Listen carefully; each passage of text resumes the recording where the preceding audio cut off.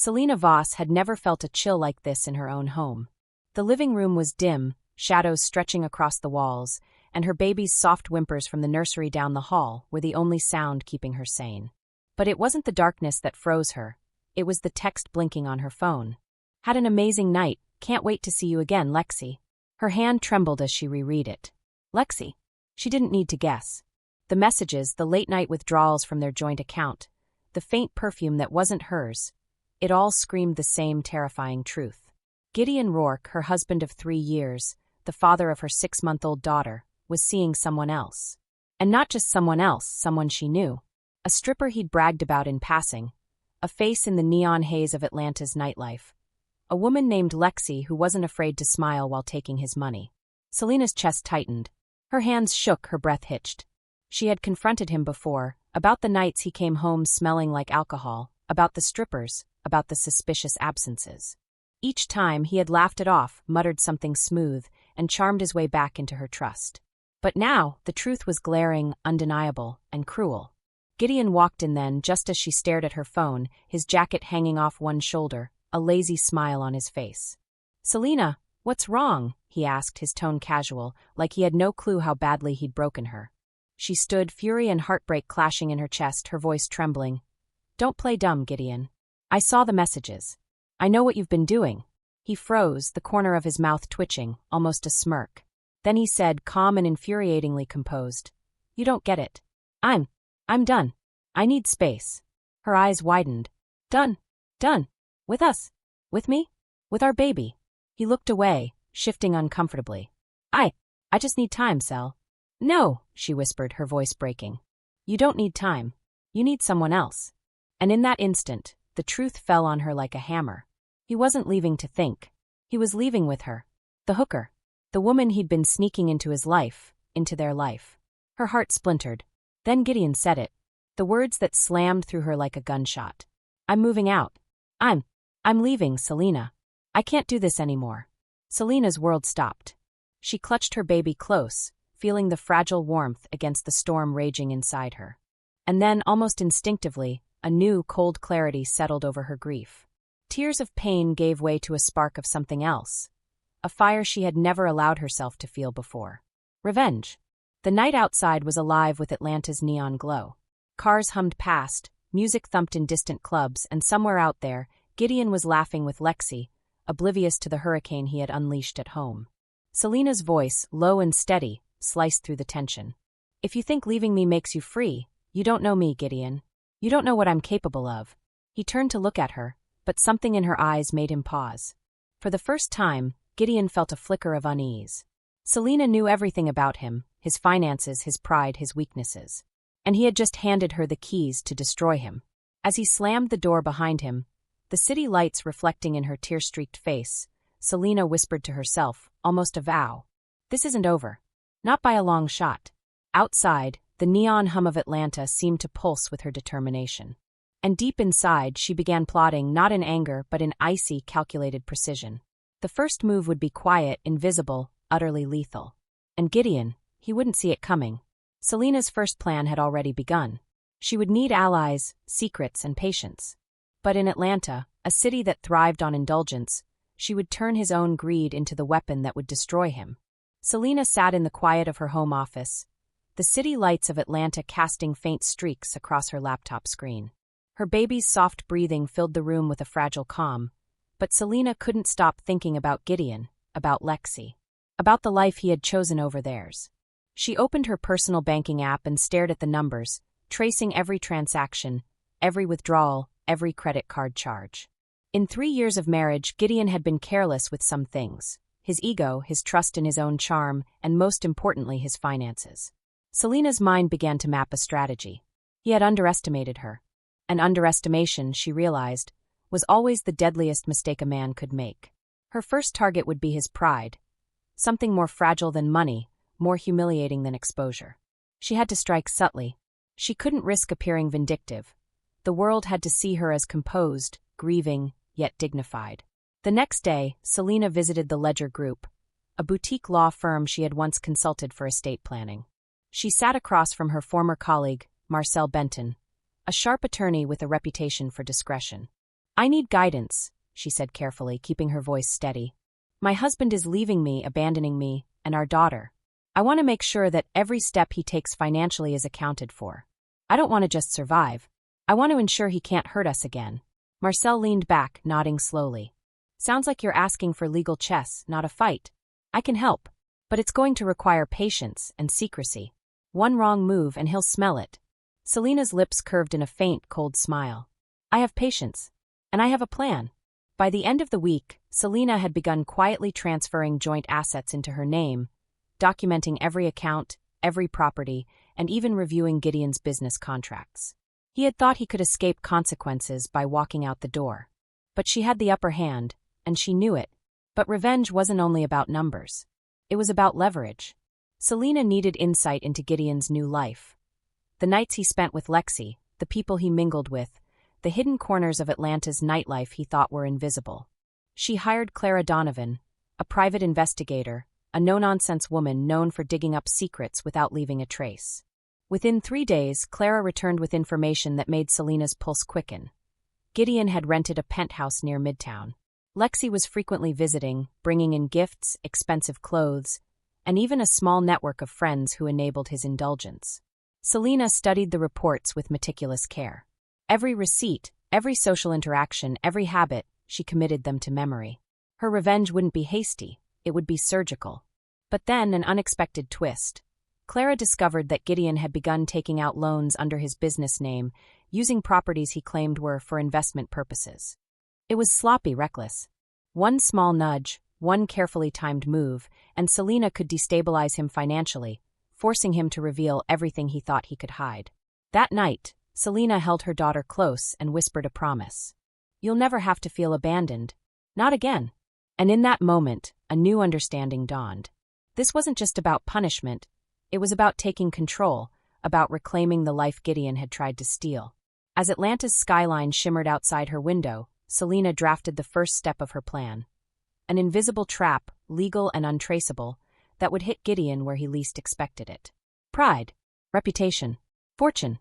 Selena's first move had begun. Gideon had no idea the storm he had unleashed, or that he was already standing in the center of it. The first strike had to be precise, silent but devastating. Selena knew that if Gideon sensed even a whisper of her intentions, he would scramble, hide assets, or spin lies. So she moved quietly, like a chess master who knew exactly when to sacrifice a pawn to corner the king. Atlanta's sun was just rising when Selena walked into the county office, her expression soft, almost sorrowful, perfect for the documentation she intended to file. With Marcel's guidance, she initiated the preliminary financial protection order, a subtle motion that temporarily froze their joint assets under the guise of preventing unauthorized depletion.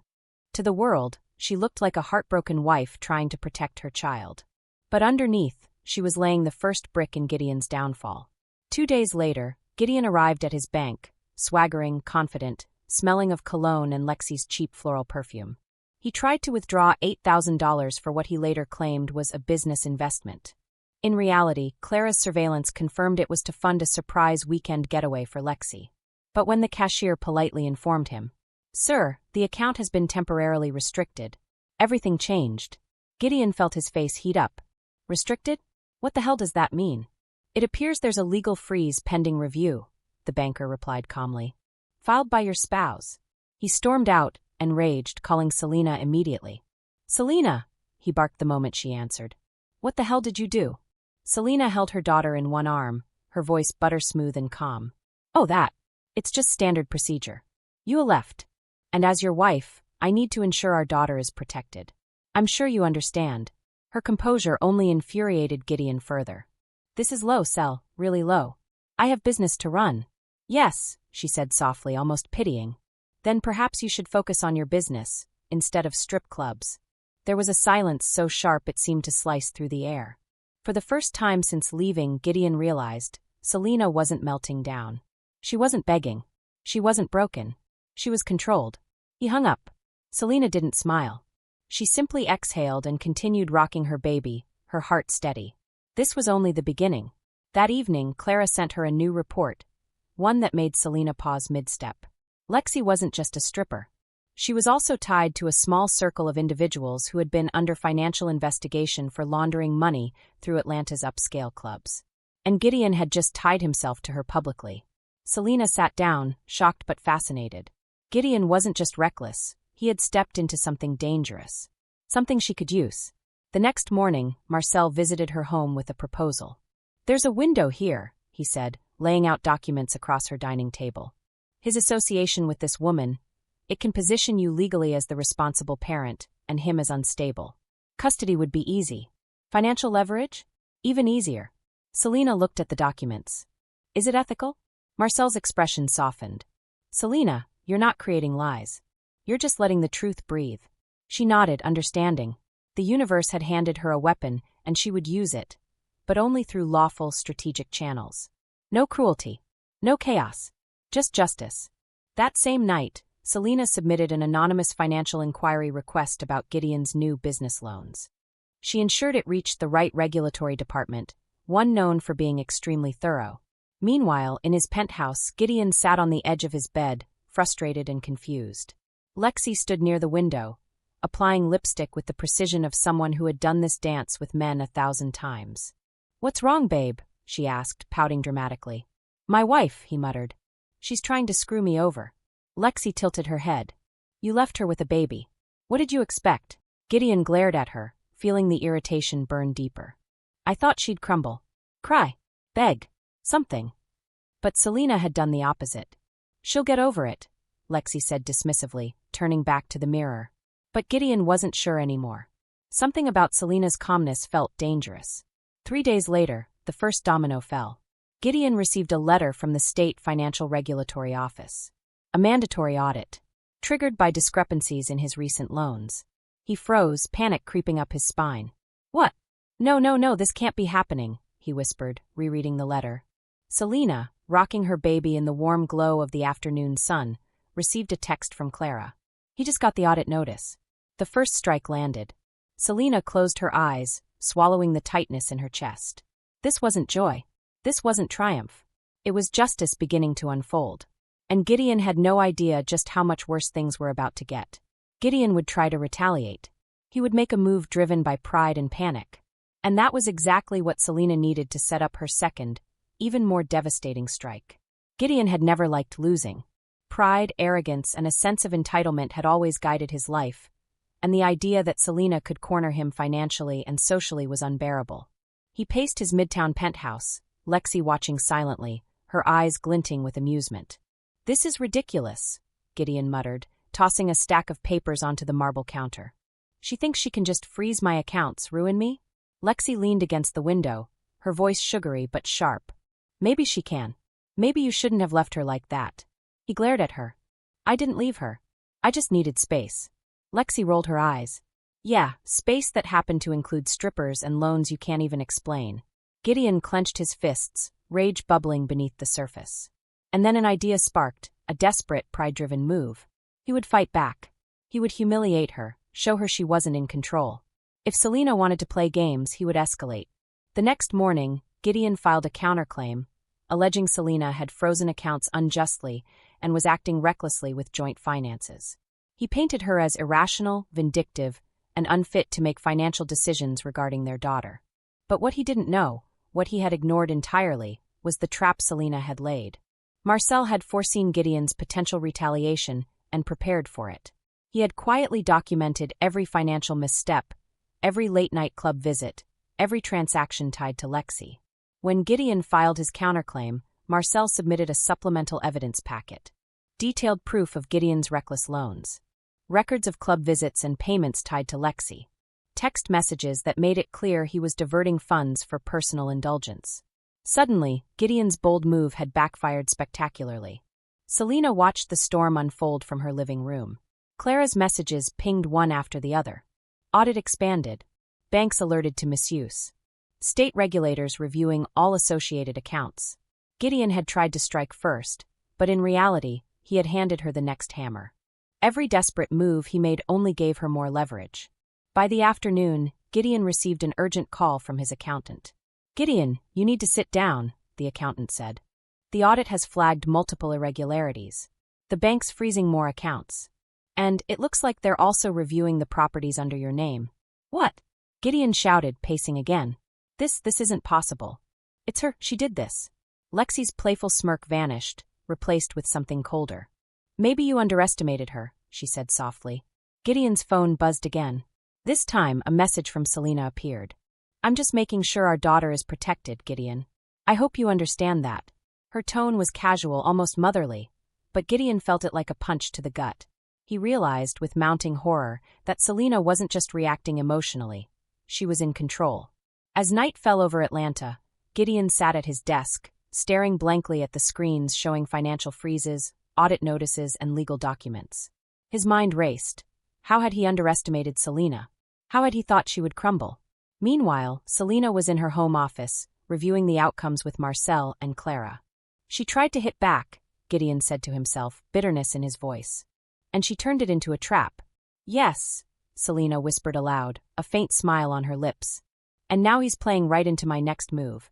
The backfire wasn't just a victory, it was an escalation. Gideon's desperation had opened doors for Selena she hadn't even planned for. With his reputation teetering, his finances frozen, and his pride in tatters, the stage was set. And Selena knew exactly how to press forward. The next move would be personal. Gideon had underestimated the consequences of his own choices. Selena's revenge wasn't just about money anymore. It was about reclaiming everything he thought he could take. And the next chapter would make him realize that being clever was no longer enough to escape her plan. Gideon had never felt this small in his own city. Atlanta, with all its neon lights, glitz, and bustling nightlife, suddenly felt claustrophobic, oppressive. His penthouse, once a symbol of freedom and indulgence, now seemed like a gilded cage. Every phone call, every email, every glance at his bank accounts reminded him of Selena's invisible hand tightening around him. He had underestimated her, and that miscalculation had become a roaring avalanche. Selena's plan had shifted. She didn't just want to immobilize him financially. She wanted Gideon to feel the consequences of every decision he had made, every selfish indulgence, every moment he thought he could escape accountability. Her first personal strike, public exposure, but cloaked in legality and subtlety. Selena orchestrated a series of anonymous tips and inquiries that reached Gideon's colleagues, business partners, and even some of Atlanta's social circles. Carefully curated, the information wasn't slander. It was truth. Gideon's financial recklessness, his sudden withdrawal from marital obligations, his association with Lexi, including visits to strip clubs during the time he was supposed to be managing joint finances. Within days, whispers began circulating. Trusted colleagues called him into meetings concerned about his judgment and stability. Business partners began quietly reconsidering deals. Even his investor group sent notices requiring detailed audits and explanations. Gideon, panicked, tried to contain the damage, but every move only worsened his position. He had thought Selena would cry, plead, beg, but instead, she had turned her pain into power. Then came the second personal strike, the custody leverage. Marcel filed an official motion highlighting Gideon's increasingly reckless behavior and financial instability, framing it as a risk to their daughter. The court proceedings were swift, procedural, and damning. Gideon tried to defend himself, claiming he was providing for the child and had everything under control. But the documentation Selena and Marcel had compiled was irrefutable. Gideon's pride, already fragile from the financial attacks, shattered in the courtroom. Lawyers, judges, and even court staff were stunned at how meticulously Selena had prepared. Her calm, composed demeanor in the courtroom made Gideon appear flustered, defensive, and careless, a man unraveling before their eyes. The final strike came unexpectedly, and it hit harder than he could have imagined. Selena had reached out quietly to Lexi's circle, the very people enabling Gideon's indulgences. Through subtle, strategic disclosures, Selena ensured that Gideon's association with Lexi became public knowledge in certain social and professional circles. Lexi, unaware of Selena's full plan, began to feel the heat. Invitations stopped. Connections evaporated. The life she had been building with Gideon began crumbling. And Gideon, blind in his arrogance, could only watch it unravel piece by piece. He called Selena in desperation, his voice tight with panic. "Selena, stop this. Please. I can fix it. Just tell me what you want." Selena's voice was soft but firm, every word deliberate. "I want justice, Gideon. I want to make sure you understand what it means to abandon the people who trust you most. You've made choices. You've lived recklessly. Now live with the consequences." Gideon's hands trembled. He had lost control of everything: finances, reputation, relationships, and even the loyalty of the people around him. Selina, meanwhile, stood in her daughter's room that evening, watching her sleep. A sense of peace settled over her. She hadn't acted out of cruelty. She had acted with precision, intelligence, and a fierce desire to protect the life of her child. Atlanta's skyline stretched beyond her window, and the city lights seemed to reflect her triumph, not through chaos, but through strategy, planning, and composure. Selina whispered softly, almost to herself, "This is only the beginning. The rest will make him understand completely." The stage was set for the final chapter. Gideon's empire of arrogance had collapsed, but the ultimate lesson, the full impact of Selina's revenge, was yet to be delivered. The final chapter would be a masterstroke, complete, undeniable, and unforgettable. Gideon hadn't slept properly in weeks. His once pristine penthouse felt like a prison, every shadow a reminder of how completely his life had unraveled. Banks were frozen, auditors were relentless, colleagues were questioning his judgment, and whispers about Lexi and his reckless spending had spread like wildfire through Atlanta's social circles. He picked up his phone and hesitated. Selina. The name made his chest tighten. He had once thought of her as fragile, someone to charm back into complacency. Now, she was a storm he couldn't escape. Selina, on the other hand, moved through her life with quiet confidence. Her daughter played nearby, laughing softly, while Selina reviewed the final pieces of her plan. Every step Gideon had taken had been anticipated, and now she would deliver the last, undeniable blow. Complete financial and social domination. Legally, cleanly, and permanently. Marcel had drafted the final filings weeks ago. Selina just had to approve them. Within hours, the court would recognize her full custody rights, the permanent freeze on Gideon's access to joint assets, and the reassignment of properties and accounts in her favor. But that wasn't all. Clara had one final report, a carefully compiled dossier that connected Gideon's recent reckless financial decisions to potential regulatory violations. It was airtight, leaving him exposed to audits that could cripple him further. Selina's hand hovered over her phone. One call, one signature, and the dominoes would fall. She dialed. "Gideon," she said calmly when he answered, her voice soft yet commanding. "I wanted to call before the filings go through. I thought you deserved a chance to understand what's happening." Gideon's voice cracked. "Selina, wait. Please. You don't have to do this." Selina's lips curved in a cold, composed smile. "I do have to, Gideon. Because every choice you've made, from the strip clubs to the loans, from Lexi to leaving us, you handed me the keys. And I'm simply using them." For the first time, Gideon was silent.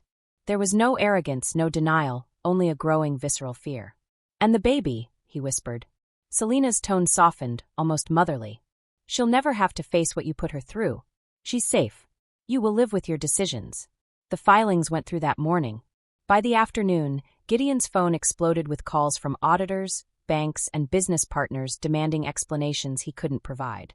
His properties were reassigned, his finances permanently restricted, and his reputation in Atlanta's business and social circles was in tatters. Lexi, too, vanished from his life. Word had spread, courtesy of Selina's carefully orchestrated channels, that Gideon's indulgences were no longer private. She moved on, leaving him exposed and alone, the illusions of his lifestyle evaporating. Gideon collapsed onto the edge of his bed, staring at the ceiling. He had lost everything: money, respect, love, and the one woman who had once trusted him completely. Meanwhile, Selina stood by her daughter's window, the city lights reflecting in her eyes. There was no gloating, no malice, only triumph through strategy, intelligence, and unshakable composure. She had avenged her pain, protected her child, and reclaimed her life without descending into cruelty. Her phone buzzed with a final text from Clara. "All steps completed. He's officially powerless." Selina smiled faintly and whispered, almost to herself, "Justice isn't about breaking someone. It's about reclaiming your life and ensuring they understand the consequences." Atlanta's skyline shimmered, indifferent and eternal, but Selina no longer felt powerless. She had navigated betrayal, heartbreak, and arrogance and emerged unshakable. And Gideon?